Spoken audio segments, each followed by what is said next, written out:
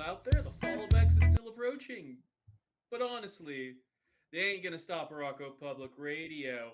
This is episode 44, and this week we are talking about the X-Men comics from June 21st, 2023, as we nudge ever so closer to the fall of X. I'm that nerdy Papa Bear Rod, and this is the man who would RSV +1 to the Stark Frost wedding and bring his cat Billy Bones. My one and only co-mega mutant Keegan. And How you doing, buddy?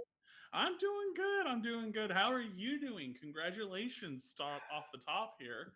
Yeah, we're recording. My twins are 5 days old, so I am a little less awake than usual, but they're good. They are beautiful. They are thriving. We think they may have diarrhea, which is scary with a newborn, but also could just be when, it switches to the milk. I don't know. It might not be. But either way, today was a day full of the first really stanky diapers. They were foul, my friend. They were foul. It is a rite of passage for all.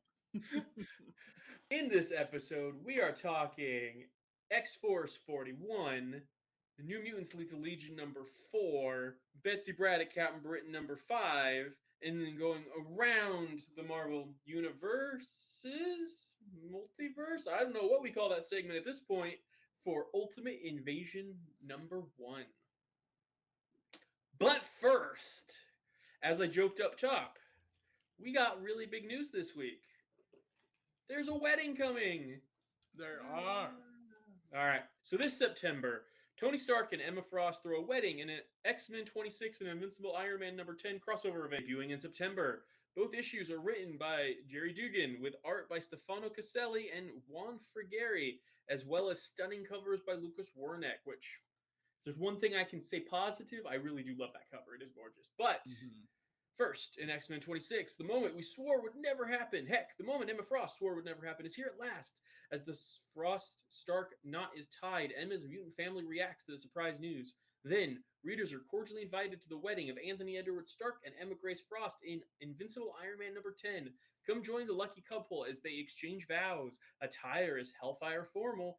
Orcus raid to follow, plus some exclusive wedding extras. Speaking with IGN about the upcoming nuptials, Dugan said, "Neither seems like the marrying type. Why this works, and how this works, and how much fun this is. Whether their marriage works or not will need to be seen to be believed, and you'll have to buy it to find out. They certainly don't seem like they're ready to be married to anyone, let alone to each other, but life can change quickly." So this news absolutely broke the internet. Yeah. You had so many angry camps. You had the Schema crowd that was just furious because it has to be, they have to get back together in their minds. You had the Tony Stark Forever Bachelor people upset. You had people that were just upset at how clearly staged and not real the wedding's gonna be. You had a lot of angry people. What was your initial react? So for me, I feel like we've seen this coming for a long time. One way or another, we have seen this coming even through other solicits. Yeah. So I wasn't surprised. I was just like, all right, here we go. I guess I'm gonna have to read another friggin' issue of Iron Man. Great. You're going to be stuck reading the whole arc, because the whole arc has the Fall of X logo just slapped on it, so you're stuck, my friend. You are stuck. Quite the L for the Bulk Ranger household.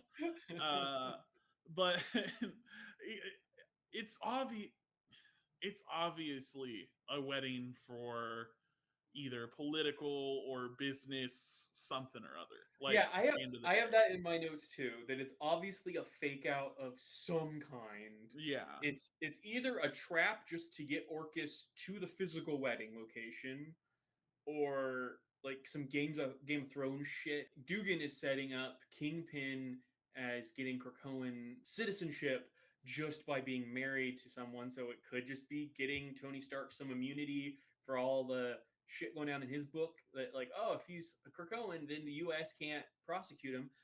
It could alternatively be about Emma being able to help Tony buy out Stark Unlimited. Like, there's a lot of routes this could be going.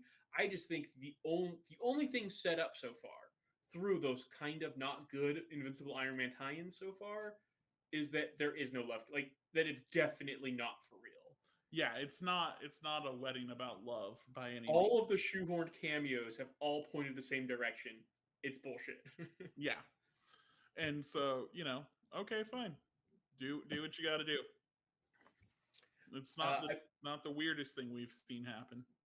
Absolutely. And I feel like that is such a staple of soap opera storytelling, is like the marriage of convenience, the marriage of getting together for the sake of the drama. What is a big two superhero comic that is more tied to soap opera dynamics than the X-Men? So it's very fitting. It has been done. We've had the X-Men wedding fake outs before, Colossus and Katie. Like there are reasons to not be excited about this, but there's also reasons to not freak out too much, because clearly by the time we hit January and Fall of X is over, it probably won't have mattered. Yeah, I mean, to quote Nick Fury from Avengers 2012, I recognize the council's made a decision, but seeing as this is a stupid ass decision, I've elected to ignore it. Yeah. This wedding's going to happen, and it's going to mean nothing to me, and I'm just going to keep reading my X books and hating Benjamin Percy, and everything's going to be fine. I'm so excited to talk Benjamin Percy this week. Got a few more notes here, though. Hellfire Formal. Mm-hmm. They're doing this a month after the gala. Yes. Are we reaching a point of too much X-Men fashion? That's a great question. Part of me is like, maybe this will give a chance to allow them to give some other heroes that didn't get the spotlight for Hellfire Gala to get their moment or their cover or whatever. But at the same time, it's Emma, who it's her whole thing anyway, so how else are they going to fit in new people? It also could have just been a joke in the advertising material, because it is pretty ballsy to go super hard on a Hellfire themed event right after the actual Hellfire Gala. Exactly. Then let's talk about the little appearance on Stature's shoulder. Yes. Let's discuss that. So we already talked about the Lucas Wernick amazing connecting cover it's got the X-Men, what number is it? 26 cover, has all the X-Men characters on their side of the wedding audience, and then you've got Emma in her stunning dress. Then the Iron Man cover has Tony in his hideous red tuxedo, and then behind him all of his Avengers friends. And up there you see a very tiny Kamala Khan Miss Marvel. Yeah.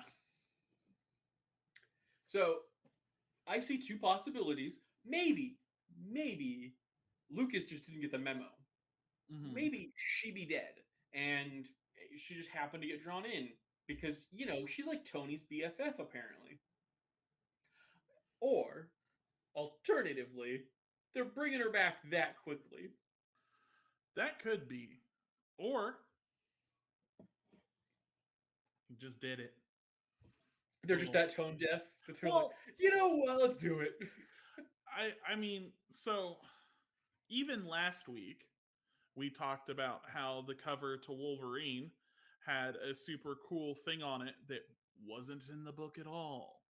This is true. And that happens frequently with comics, especially these days. So part of me is just like, well. Okay. But let me ask you, has Marvel had a bigger backlash controversy this year than killing Kamala Khan? No. No.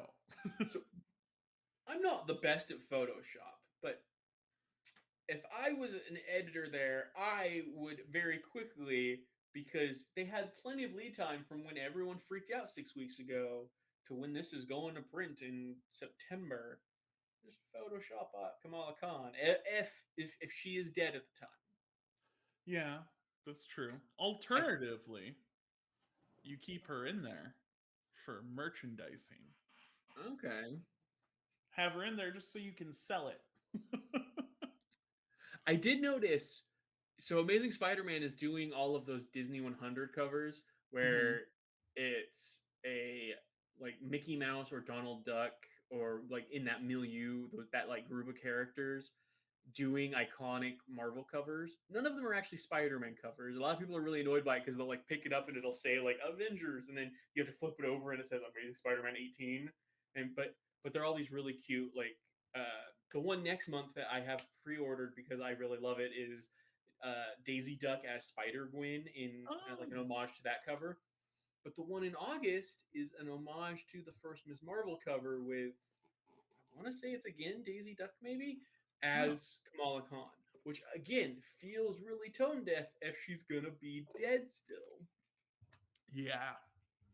And there is a classified book still hanging out there that is getting like revealed in July but comes out in August that you had to order early. So it seems like she is that classified book and she is coming back that quickly.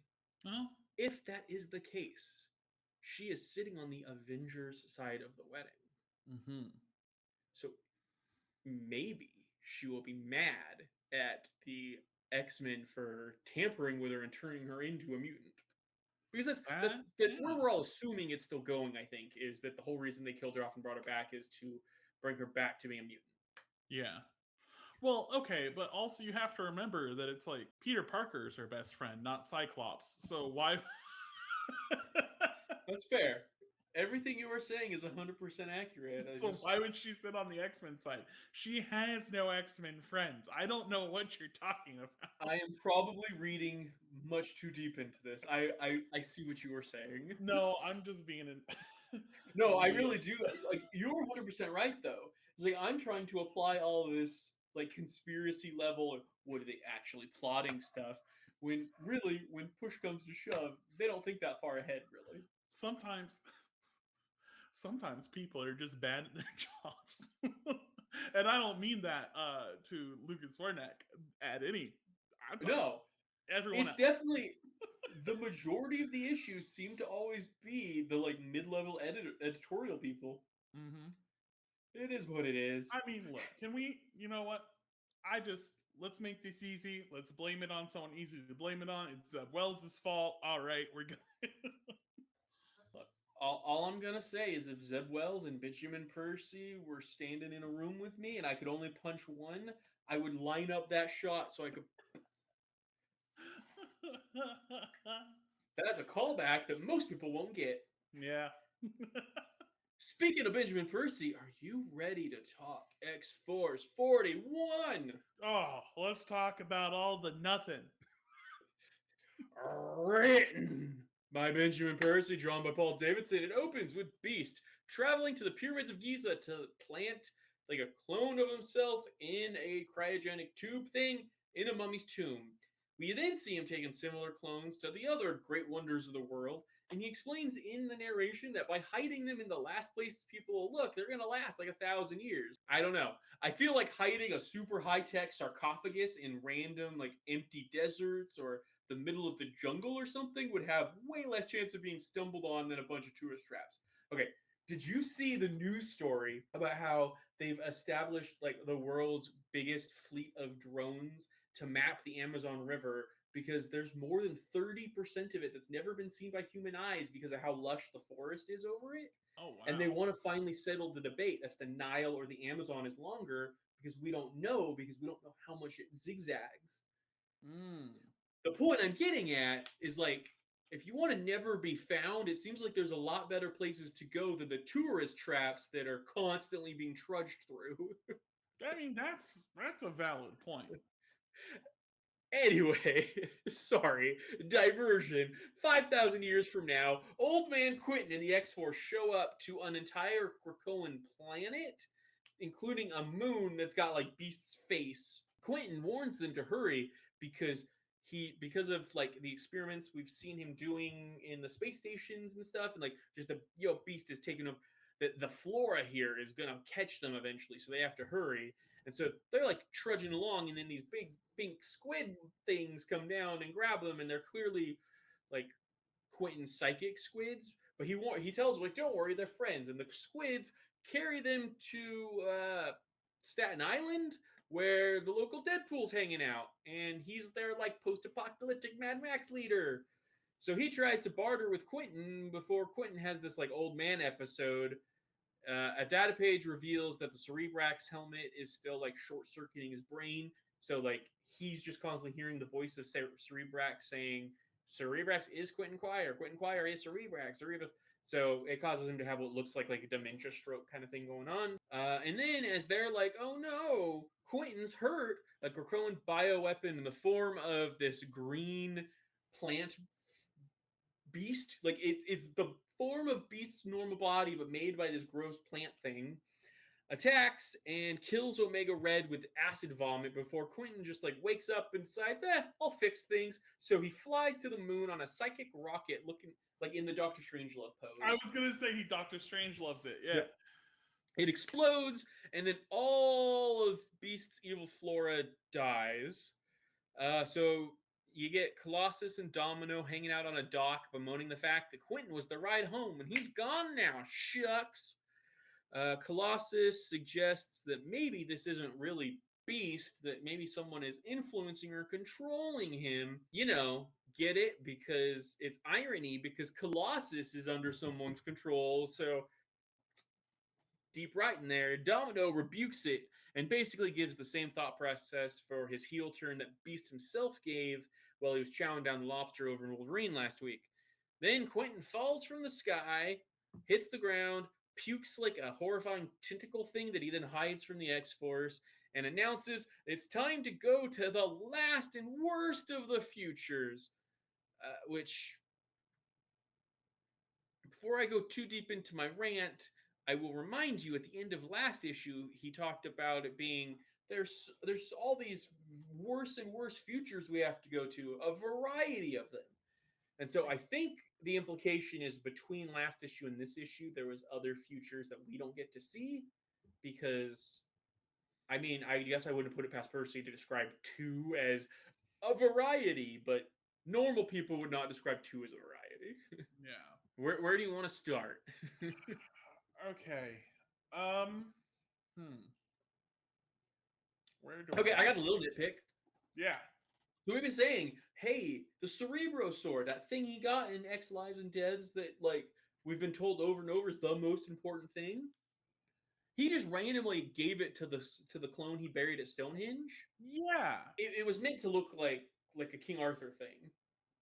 Was the imagery of it. Isn't that also like how he's able to do half the stuff that he's been doing?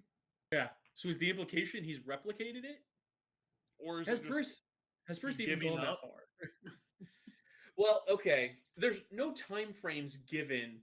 So at first I thought they were implying Beast was traveling back in time when planting these things. And I on my reread to make my notes, I don't think that was it. But I can't tell if we're supposed to believe this is happening the same time as the stuff we're reading over in Wolverine, that he's planting those now, or if he planted all of these clones in like slightly less in the future, like, oh, that's like 6 weeks from now, Beast plants all those clones. They don't really tell us that. So yeah, that part is very unclear. I just figured it was now-ish. Sure, which is totally fair and really probably as deep as Percy thinks about it. But that makes me think that the Cerebro sword being there is literally just for the imagery of saying, oh yeah, it looks just like King Arthur, and fuck what that means for the story development. To tell me that Benjamin Percy would do something stupid with a major plot device just to make it look kind of cool? You mean like when he dressed him literally like Dr. Frankenstein, even though it was the most out of time like outfit ever? Yeah, you know, exactly.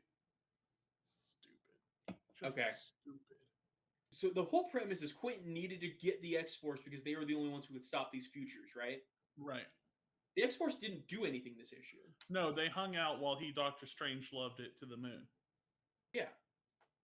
And the last future was just as anticlimactic when Omega Red just got eaten by the bad guy, and then the bad guy died. So we've had 2 crazy post-apocalyptic futures that were solved with a hand wave. Just yeah, pretty much. Do you think, with the way that Colossus was talking, is he trying to hint at the fact that he's being controlled the way he was to Kitty? Maybe, but that still wouldn't make any sense, right? Because the last issue told us he was disoriented, didn't know he was being controlled. Mm-hmm. And that was what didn't vibe with the last Immortal issue that said he did know when he was being like that he was trying to fight back, because the last issue of X-Force implied he couldn't try to fight back because he didn't even know he was being controlled. And then this issue, didn't really reference any of it except for him making the ironic comment about, well, what if Beast isn't in control of himself? So part of me just wonders, like maybe he got a talking to. Yeah. Yeah, maybe he has his hand slapped finally. Someone was like, hey, Ben, come on. Be in line with us for once. Right. Let me run something by you to see if you can make something make sense for me. Okay, I'll try. So over in Wolverine, mm-hmm. one of the core themes is Beast is such an untrusting little shit that he builds clones of himself that he then can't trust to not overthrow him, so he's constantly paranoid that they're going to usurp his control. Yes, accurate. And that is like the A story being written by Benjamin Percy, the man who has complete control over the mythology of Wolverine and Beast at this point. Yes. And will not play ball with anyone else on any other story. Right, but here's my problem, is I feel like he's not playing ball with himself here, because here we have the B plot written by Benjamin Percy, and he's got a Beast who has so much faith in his clones, he's willing to just shove them in a sarcophagus for 1,000 years and let them do whatever the hell they want under their own control. Yeah. Is that not a huge contradiction in his own characterization of this guy that he's writing, like, at the same time, allegedly telling one larger story? Well, wouldn't be the first time he got Beast wrong. It's just the first time he got his own Beast wrong. Do you remember a fucking week ago when I was like, I like this Percy book. You know what? Maybe Percy can write. I'm okay with reading Wolverine 32. This was a fun book. It's like he heard me say that and was like, you know what? I'm going to piss on Rod's compliment. Mm-hmm. So X-Force are like the Black Ops team, right? Theoretically. Okay, so they're supposed to be like the CIA equivalent or the KGB of Krakoa. Mm-hmm. Why are they always getting fucking ambushed?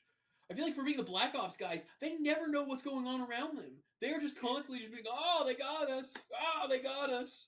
Yeah, that's the thing. That's a thing that's happening. They're never ahead of anyone on anything. They're not, for being like mutant secret intelligence, they're not very secret or very intelligent. Not in the slightest. Oh my god. Okay, all right. I always gotta see something nice, right? Yeah. Last issue had me really worried about how he was gonna write Laura. Mm-hmm. Like my girl, Laura Kinney, I was worried like, oh man, this doesn't feel like her. He's butchering her. I really hope he doesn't continue to just ruin my favorite character. Those fears were for naught. Because she just stands in the background now. He doesn't even fucking use her, so yay. Hey. If she doesn't get used, if Benjamin Percy is not using your favorite character, that's the greatest win that you can get. Insert a win is a win. A win is a win TikTok sound. Because, seriously, this book is 4 years in. Because remember, it went on pause for a little while. So 4 years in. 4 years. Have they finished a single fucking story ever? Technically, they finished the Peacock Man or whatever. I guess they didn't finish it. He's gone. Just because it's a shitty ending doesn't mean it's not an ending. Fair. Okay. Woo. Final advice for anyone. Just read Sins of Sinister for a version of this story that isn't totally ass. Sins of Sinister. I guess a little bit Sins of Sinister and a little bit House Powers of X. Yeah. Like, this is a remix of those two stories, but done way crappier and without any of the self-awareness. Absolutely. Back with different clothes because my life is chaos and it's a new day. The second half. How are you today, bud? I am doing good again. How are you doing today? I'm good. I'm good. I have a fun story about not the babies, but the kid, and I think you'll Ooh, appreciate it because it's about a guy you enjoy. So I'm wearing hey, my Kingman Adam Page today shirt today, and my 4-year-old reads way better than a 4-year-old is supposed to, and sometimes we forget that. So like we'll leave out like books that maybe he shouldn't read or whatever. And as I'm giving him his bath tonight, he reads Cowboy Shirt since 2009. And then he has the balls to tell me there's a typo, Daddy, because it's famously cowboy shit. cowboy shit. Oh man, I thought that was pretty adorable. that's really good. I love that. Great job. New Mutants, Lethal Legion, number 4. Let's do it. Written by Charlie Jane Anders, drawn by Anid Balam. It opens with the reunited New Mutants trying to escape with the weird engine from the Lethal Legion. Moonstone, who they kind of aptly describe as a chaotic neutral Captain Marvel, blasts the SUV, forcing them to reluctantly fight back. Karma and Sarabella decide to slow them down while the rest retreat to protect the box. We get to meet the Lethal Legion a little more here in the penultimate issue of the mini. Moonstone, the one sort of dressed like magic, accuses Skullbuster, the one in a bright pink jacket and a mask that vaguely looks like a skull, of stealing her style. Which, honestly, with how weirdly like abstract the art in this book is, maybe that's accurate. We have no way of knowing. Like, Yeah, it seems honestly, weird that they'd be the same style, but since we can't see who shit, how knows? would we know? Anyway, Moonstone is horny to make a telepath's brain explode, apparently. The main New Mutants group retreat, and they chat. Escapade finally seems to realize they've burned Morgan, but somehow still doesn't understand how. They all connect the dots that Nefaria killed a monster that looked just like Beatrice, Wolfbane's and Morgan's new pet friend thing, and that's why she freaked out last issue. A data page reveals that he did it on the as part of a sewer safari that C-list villains can pay to go down and just kill monsters released down there. The New Mutants take their stand in a carpet mill. Sarabella and Karma have a bit of an existential chat about how you don't need to emulate the person you love. That Nefaria interrupts. He kind of agrees in like a twisted way, and then they brawl. Meanwhile, Morgan finally confronts Escapade. They were evicted, and he wasn't even there to know. They brawl with the Legion throughout the mill while Sarabella and Karma trick Nefaria into attacking a dumpster that he's like hallucinating is them. It works until Moonstone strikes. Freed, he's able to incapacitate them. Meanwhile, Escapade is super jealous that Morgan, the friend already basically abandoned, has become friends with Wolfsbane. Nefaria and Moonstone show up because really the whole rest of the Legion is useless, and those two eventually overpower the New Mutants. They ignore the plea that thousands will die and continue to plan to use the weird engine. We get a data page transcript that's a podcast of Count Nefaria being interviewed about his fears around aging. Man, middle-aged dudes with podcasts. Is there anything more pathetic than that? As the fight escalates, Escapade steals Moonstone's powers. Shockingly, Moonstone collapses and appears dead. Morgan realizes that she's just barely breathing and insists to Shella, you need to give the powers back before she dies. Hesitates. She says, like, she can't, because then the fight would, like, immediately. Morgan insists that Escapade doesn't want to be a villain anymore, and only a villain would let someone die in that situation. Wolfsbane says it's not self-defense anymore because the fight's not, like, imminent. Escapade sees a vision of Sublime from the first arc of New Mutants, telling them, I'm going to make you my project, knock down some walls, and they save Moonstone's life, telling Morgan they need help. They semi-make up while trying to escape. Nefaria and crew escape with the weird engine, but it's okay because the team is reunited. Penultimate issue, bonding successful. So, what happened to the art in this book? Because I don't remember it being this horrifyingly bad for the first few issues. Yeah, it's not great. When I was doing my reread to make the notes on this, I Discord screenshotted you a page of Scout, who is supposed to be like the honey badger, the cutest character ever. It's a young Laura Kinney, essentially. And it was horrifying.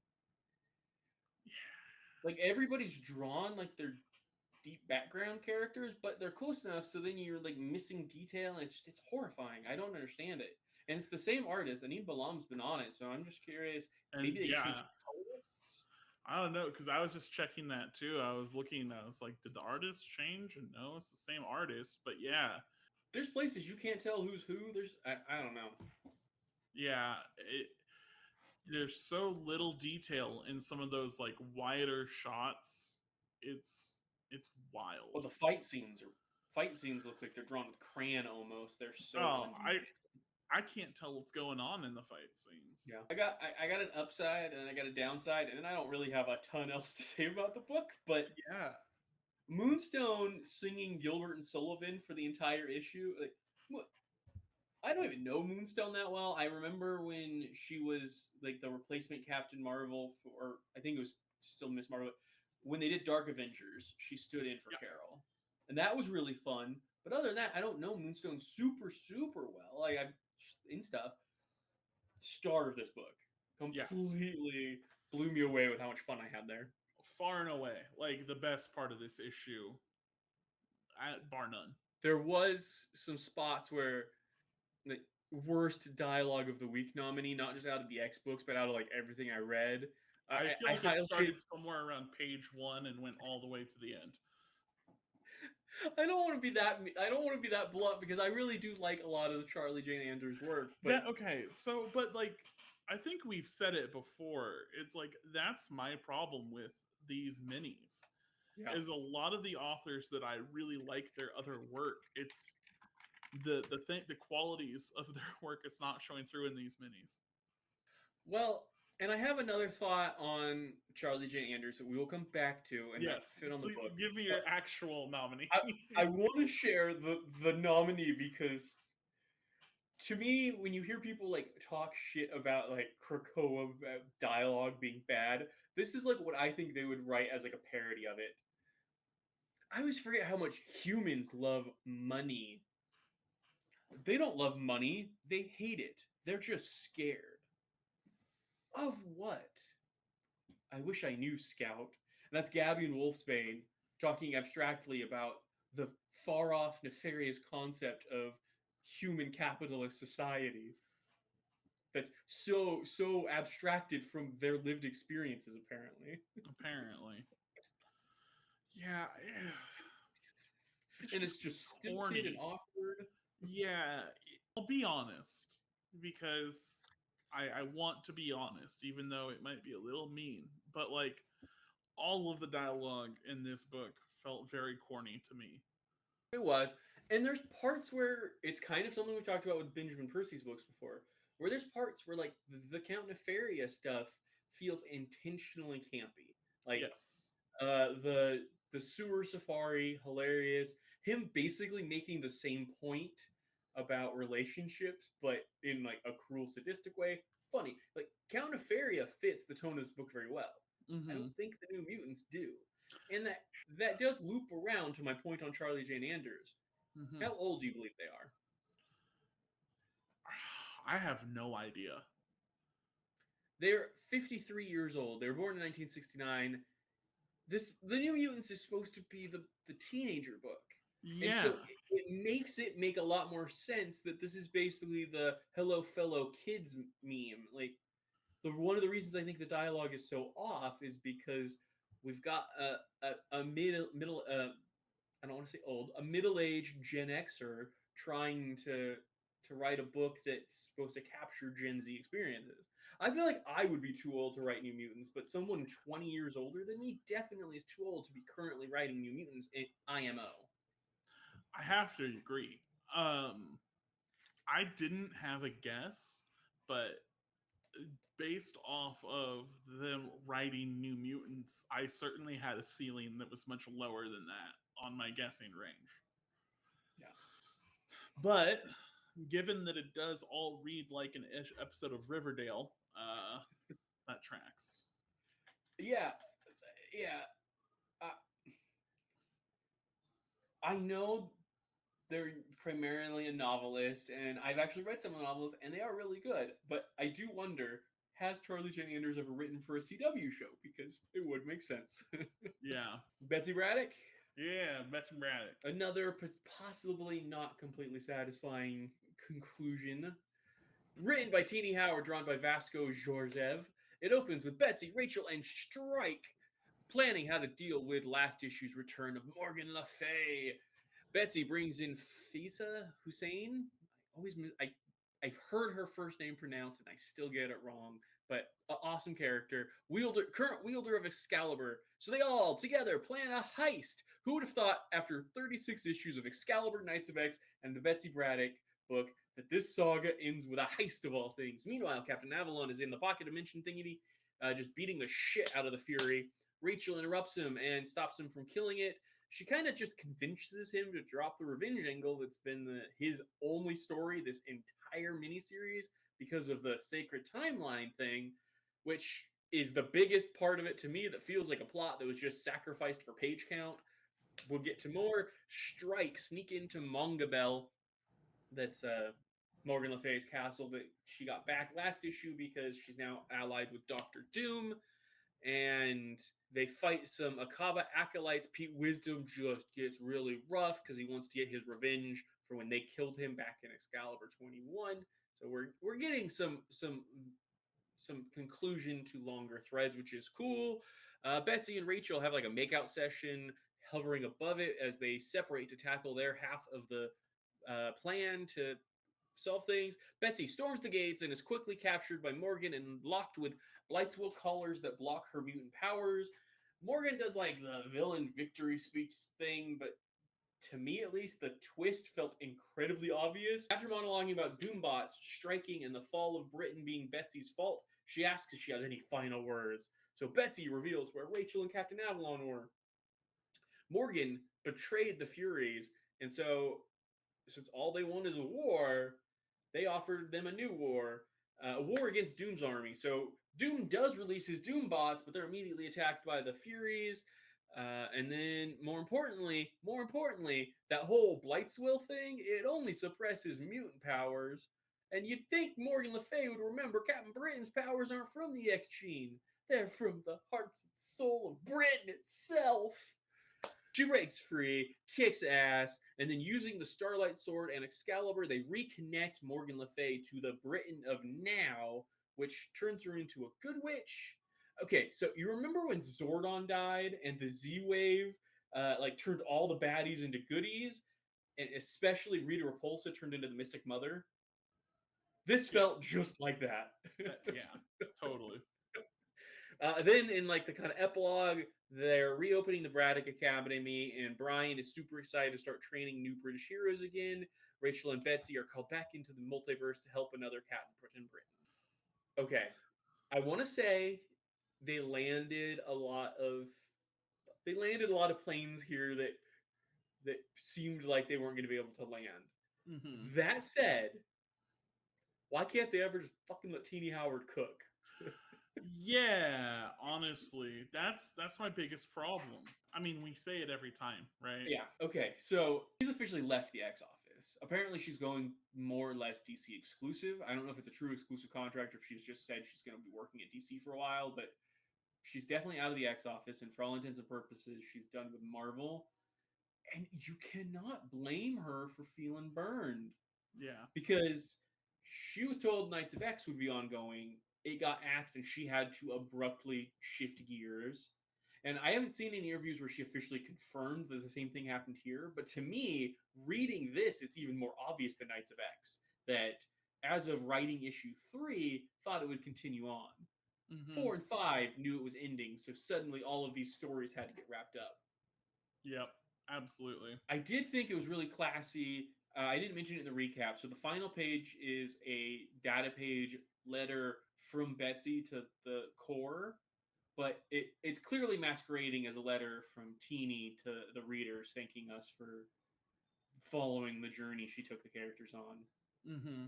Yeah, I thought that was nice. Did you also, before you got there, realize immediately what the twist was going to be with the powers? Like, yeah, absolutely. I felt like there was no drama to that moment because anyone who's read the comic knows that Psylocke or that Betsy's powers related to her X gene are unrelated to her very recently acquired Captain Britain powers. So it was super weird. You'd think Morgan would know that. Yeah, I feel like that was, I don't know, like it's impressive how many planes they landed, but it also feels like it's just all just kind of there. Oh, that the alliance with the Furies was not meant to happen that quickly. Yeah. That was supposed to play out over multiple arcs. That first the Doom betrayal happens, and then they scramble and side with the Furies. And there was other pieces, and like some of it just felt super super forced. Like the make out and like we're gonna make it through this little conversation between Rachel and Betsy. That wouldn't be happening if this wasn't the rushed ending and they just want to show the strength of their relationship one last time. There was just a lot in this one that I was not happy she didn't get to flesh out because you could see the bones of it being way better than it was. Yeah. Yeah, I feel like, I mean, yeah, if they had let Teeny Howard cook, this could have been, you know, really, really great. Do you think the Morgan Le Fay, the Good Witch Morgan Le Fay like situation is a really cool place to leave her, and I think it opens up some really cool potential. I think comics being comics, she's going to be the baddie again eventually, but I hope someone gets to really play with the idea of a Morgan who does represent Britain. Yeah, I think that would be cool. I wonder who would cover it. So the central metaphor of the story is all about that Morgan represented the old Britain that was too tied to certain social hierarchies and all that stuff, right? And so, like, by being modernized to the Britain of now, I think she's supposed to be more accepting of all people or whatever, right? Yeah. But it goes back to what we talked about in the early issues. That feels really weird. I don't think Marvel would have the same balls to do the same commentary about like America through Captain America. I guess they do use him as a progressive character sometimes, but this just felt so overt to basically feel like all the old traditions of Britain suck, so we're gonna modernize it through the magic of Excalibur. That, you know, that's a fair point. I mean, maybe they feel a little bit more comfortable doing it because it is across the pond instead of right in their own backyard, but they are pretty open with it with Captain America. You know, a lot of times.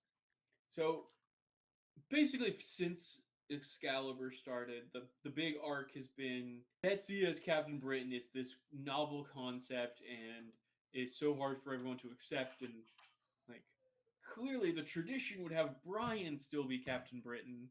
But then in all of these multiversal stories, it's a version of Betsy that's Captain Britain in every reality.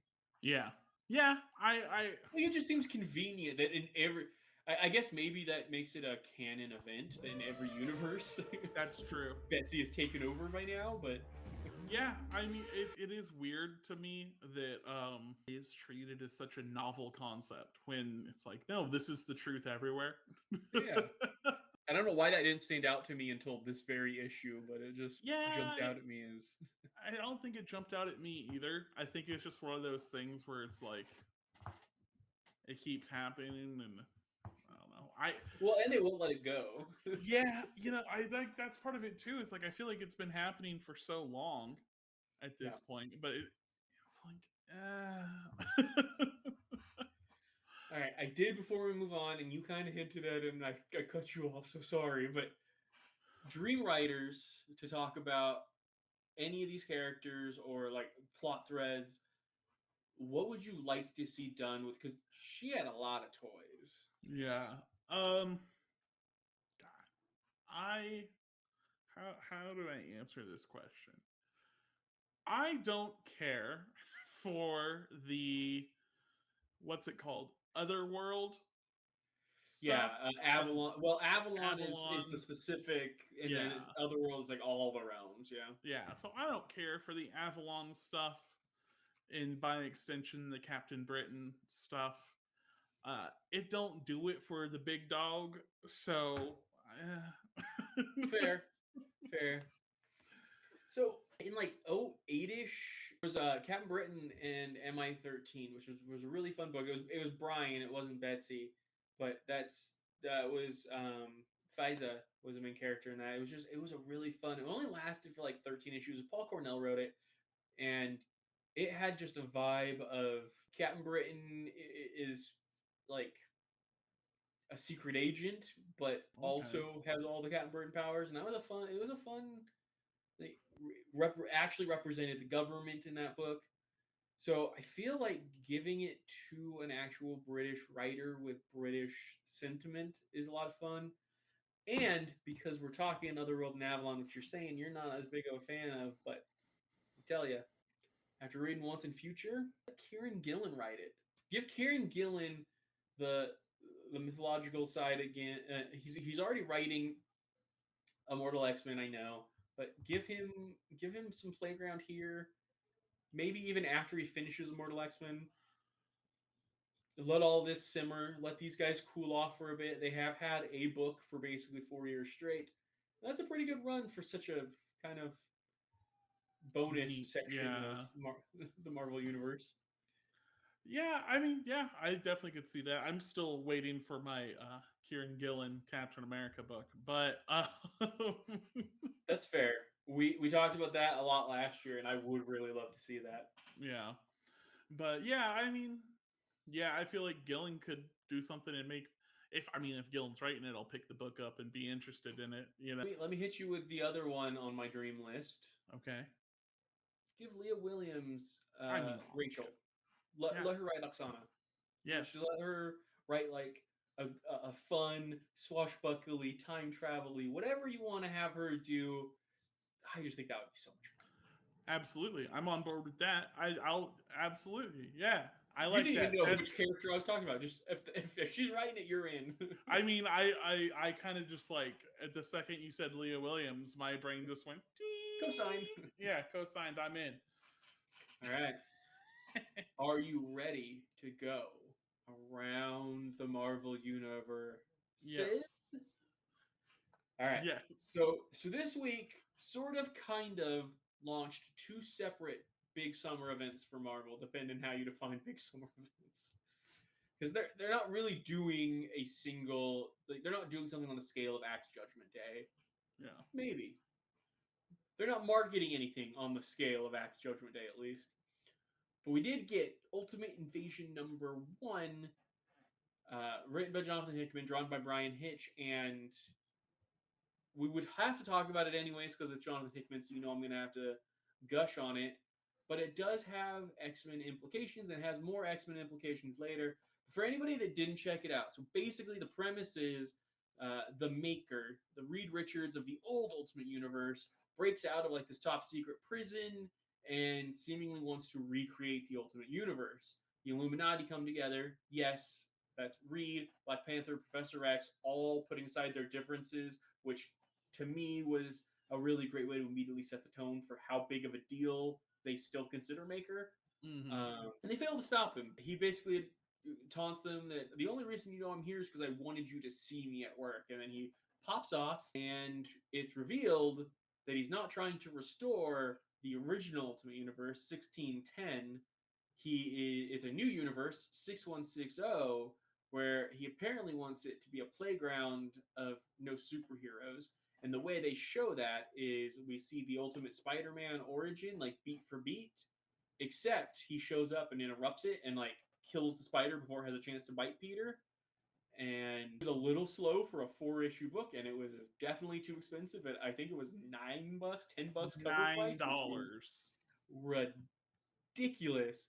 But it had that Jonathan Hickman sheen of, you could just tell he was meticulous about every detail of the book. I'm very excited for the rest of it. I want to talk the Professor X inclusion, but also Magic is on multiple covers, so we know it's gonna be X-Men involvement going forward. And also, I want to talk about it with you because it has special thanks to Donny Cates written in there. A lot of this is built off of the Venom King in Black stuff that he did with the original Ultimate Universe. And like I went back and read the last issue of the story Cates did, and it does, like, it basically ends with Eddie Brock warning them, hey, you guys need to be careful with the Maker. He's going to try to do shit. So that's how he ends up in the prison. And there's a lot of speculation online that either this was originally maybe co-written with Donnie, or maybe even this was the project Donnie was like touting a year ago as like, oh, I got this big thing I'm cooking at Marvel, and Jonathan took it over, and that's why it's like you almost never see special thanks to in comics. You either get like story credit to, or it was a very odd credit, but I feel like it kind of feels like a Hickman Cates joint. Mm-hmm. Like it has a little different taste to it than a regular Jonathan Hickman story. And as soon as I saw Cates' name, it made sense to me. Yeah, absolutely. That little inclusion there, I was like, okay, so something was here. Either, it's thanking Cates for partially like the setup and maybe like workshopping together, or it's because, this was going to be Cates' thing, like you mentioned. I felt it though. I felt there were definitely Cates' fingerprints on this project. Yep. With Hickman guiding it. Which I am all for, like, those two. And if that's what the new Ultimate Universe is going to be, because we know there's going to be some new ongoing spinning out of it, give Cates Spider-Man, have Hickman right there, X-Men, and then bring in whoever for a third ongoing, and you've got the start of a kick-ass universe right there. Yeah, truly. Like, boom. I guess Hickman probably wouldn't do X-Men because he's done. But whatever, like you pick for the 3 ongoings to be your initial launch, I feel like would be really cool.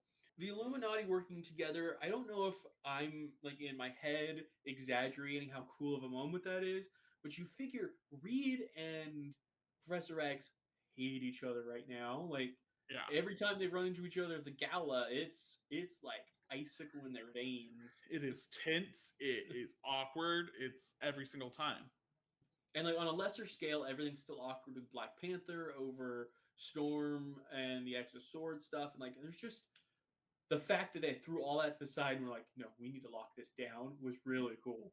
Absolutely. No, I agree with you. I don't think you're reading too much into it at all. It is like, it's that heavy moment, it's like the only thing that can make us put aside our differences is a threat as great as this. Yeah. And then the other thing I kind of want to throw out there, and this is more just I love to have a reckless prediction, and I don't think the new Ultimate Universe that's launching in 3 months, 4 months, whenever this is over, how they're now admitting, like, after this, there is going to be the new Ultimate Universe. I don't think it's going to resemble it's not going to resemble 1610, and I don't think it's going to resemble whatever the maker's trying to create. It might be caused by whatever he's doing, but I have a feeling they're going to use the Ultimate name, but they're going for something completely brand new with it. Yeah, so I think you're going to get a completely different version of Spider-Man. You're going to get a completely different version of the Fantastic Four, or whatever. Maybe they won't do Fantastic Four because it's the maker, but whatever stories they pick up, they're looking to give creators a brand new slate, in my opinion. So I think everything happening here, the plot of it won't what's happening probably won't be that impactful for the new Ultimate Universe. Yeah, I think this is just what gives them a clean slate. All right, so I'm very excited. I'm not usually excited about events very easily because there's too many of them. I believe I've ranted about how I'm just not going to be reading any DC for the next 2 months. But I'm excited about Ultimate Invasion after this. But don't worry, Marvel has one I'm very much not excited about as well. Did you pick up the Scarlet Witch Annual #1, which is a prelude? No. A prelude to the Contest of Chaos. Absolutely not. It's not even the beginning of the event. It's just a prelude, because an annual-only event needs a prelude. Yeah, no. So the premise is Agatha Harkness pits hero versus hero for reasons. Basically, it's an excuse to pit a bunch of heroes against each other in dream matchups.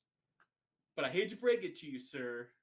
A bunch of them are relevant to us because almost all of them are X-Men versus non-X-Men matchups, because what's a Marvel summer without them sticking the mutants in a hero versus hero scenario? But what if we didn't? All right, but let me read you these matchups and why I'm going to force you to read them for at least around the Marvel Multiverse. Right. Which, this also is multiversal because it's got Spider-Gwen in there. But so, there are 1, 2, 3, 4, 5, 6, 7, 8. And at least half of them have have so Spider-Man versus Wolverine in the Spider-Man annual, which to me is like the laziest matchup, but Mm-hmm. uh, and then the second one, the Iron Man annual, Iron Man versus Storm, which if Iron Man can hold his own at all, they fucked up. Stupid. Like that should be a one-page issue, and it's one panel of Storm cooking him alive in his tin can. 100%. Then you get to skip the next one because it's Fantastic Four annual. It's Human Torch versus Ghost Rider. You get to skip another one because it's Moon Knight versus Taiguchi. Do you get to skip that one? Who's Taiguchi? He's from Tiger Division. Okay, so you do get to skip it. You're welcome. I tried reading Tiger Division, ended up skipping most of it. Yeah. Then Ghost Spider versus White Fox. So there, you get 4 in a row you get to skip, but then you got to jump right back in. Because the Venom annual number 1 is Venom versus Deadpool, and then the X-Men annual is Captain Marvel versus Cyclops. And then the Contest of Chaos finale, where I guess probably they should go beat up Agatha.